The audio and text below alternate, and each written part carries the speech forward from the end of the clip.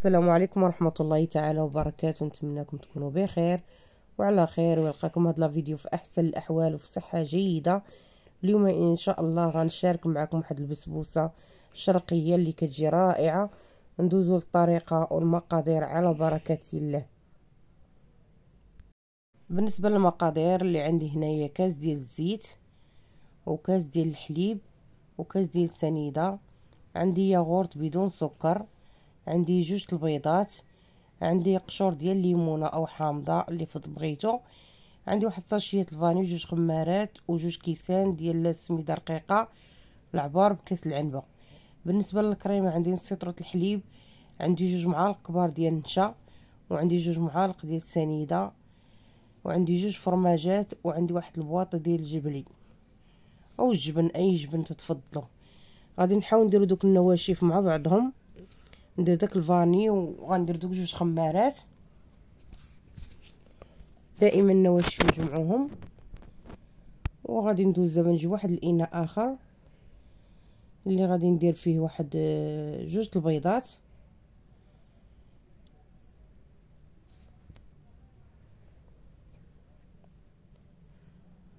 ندير دوك جوج البيضات، وغادي نديرو جميع العناصر. غندير الزيت، وغادي ندير الحليب.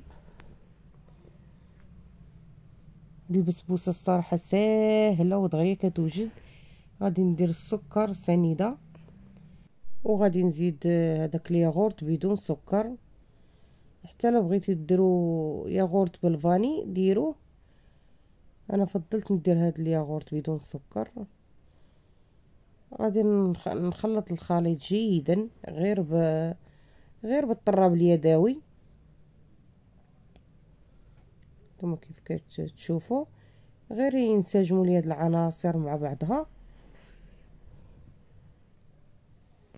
صراحه هاد البسبوسه سريعه التحضير ولكن هائله. غادي نزيد داك الليمون، قشورة الليمون. عرفتيني مني زدت هاد قشورة الليمون واحد الرائحه غزاله طالعه من هاد البسبوسه. غادي نزيد السميده والفاني والخمارات اللي خلطت قبل، وغنزيد بشويه بشويه وانا كنخلط. كيف كتلاحظوا الخليط كيكون هكا خفيف، ولكن ما تخافوش عليه راه كيجي زوين. بعد ما خلطت الخليط ديالي مزيان، غادي نجيب المول اللي غادي ندير فيه هاد البسبوسه. نتوما اي مول عندكم، انا درت هاد المول اللي داير، نتوما تقدروا ديروه كاري اللي عندكم حتى هو تيجي زوين. راني سبق لي باش نتفادى ان ما تلصقش ليا، راه دهنته بالزبده ورشيته بالسميد الرقيقه اللي درت في البسبوسه. غادي ندير غير نصف ديال الكميه، غنقسموا هاد الخليط على جوج. درت نصف الكميه وغندخلها للفران. هاد الاثناء الفران راه كيسخن، غنشعل عليها من التحت حتى تنشف ونخرجوها. غندوزو نديرو دابا الكريمه اللي عندي هنا نص لتر ديال الحليب، وغادي نزيد معاه المايزينا والسكر كيف ما سبق وذكرت معاكم، جوج معالق. السكر عندي 60 غرام اللي عنده الميزان، والمايزينا 50 غرام. غادي نخلطوا الخليط جيدا وغنديروه فوق النار حتى يعقد لنا الخليط. عاد نزيدوا هذاك المثلثات ديال الفرماج والجبن. اول الخليط بدا كيعقد كيف ما كتشوفوا. دابا غنزيد دوك القطع ديال الفرماج وغادي نطفي النار. عاد نزيد داك الحك ديال الجبن، اي جبن متوفر عندكم ديروه. نحاول نديرو كله. الصراحه راه ما بين المالح والحلو كيجي هائل. هاد الكريمه كتجي رائعه. وغنجيبو البسبوسه ديالنا من الفران، هي نشفات نتوما كيف كتشوفوا، راه ما تحمرت ما والو، غير نشفات. غادي نخوي عليها الخليط، غنحاول نقادو مزيان، وغادي نرجعوا هذا الخليط للفرن، ولكن نشعلوا عليه غير من التحت، عفوا غير من الفوق حتى تنشف لنا هاد الكريمه، نشوفوها راه نشفات ونخرجوها باش نديرو نصف الثاني ديال البسبوسه. هانتوما كيف كتشوفوا بعد ما خرجناها كتنشف شويه، كنقلبوها هكا ما كتلتصقش، وكنديروا الخليط الثاني اللي بقى لينا ديال البسبوسه.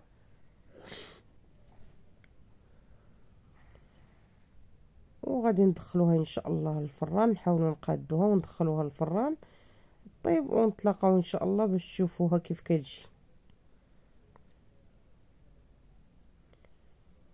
وهي البسبوسه ديالنا بعد ما طابت خرجنا من الفران، كتجي على هذا الشكل، كتجي رائعه. دابا راه وجدت واحد السيرو من قبل، لانني بزاف المرات كنوجد معكم هذا السيرو. كيجي هكا ثقيل، اللي درت فيه غير كاس ديال الماء وكاس اللارو ديال السنيده ودي طرونج ديال الحامض، قطع ديال الحامض، وكنخليه هكا حتى يعقد شويه، يطبخ مزيان وكنصفيه. هذا هو السيرو ديالنا اللي درت، اللي بسيط وسهل. ودابا بعد ما غادي ندير ليه هاد السيرو غادي نخليه حتى تبرد تماما، تبرد غير في درجه حراره الغرفه، وندخلها للثلاجه وندوزو ان شاء الله باش غنزينها. هيا بعد ما ديموليتها حيدتها من المول، هالكريمه فين كتبان لكم هكا، غادي نعاود ندهنها بالناباج. نتوما دهنوها بالناباج ولا بالعسل، اي حاجه موجوده عندكم. غادي ندهنها وغادي نزينها، والتزييره دائما كنقول لكم يبقى اختياري، زينوا باش ما بغيتو. انا غادي نزين بالقليل من اللوز ايفيلي،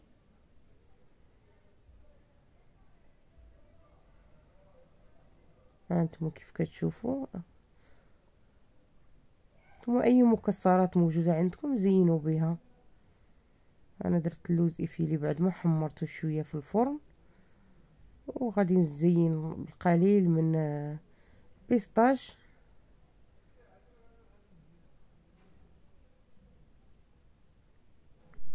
ودابا بعد ما زيناها على هذا الشكل، نكتفي انا غير بهذا التزيين. هذه هي الشكل النهائي ديالها، نتمنى انها تعجبكم. ودابا غندوز ان شاء الله باش نقطع معاكم باش تشوفوا من الداخل الكريمه كيف كتجي. الصراحه تجي رائعه وغزاله، واخا نعيا ما نقول لكم كيفاش كتجي، ضروري خصكم تجربوها لانها فعلا كتستحق التجربه. هانتوما كتشوفوا ديك الكريمه من الداخل كتجي رائعه. ونتمنى ان لا فيديو يعجبكم وينال الاعجاب ديالكم، ودمتم في رعايه الله وحفظه. الى فيديو قادم ووصفه جديده ان شاء الله، الى اللقاء.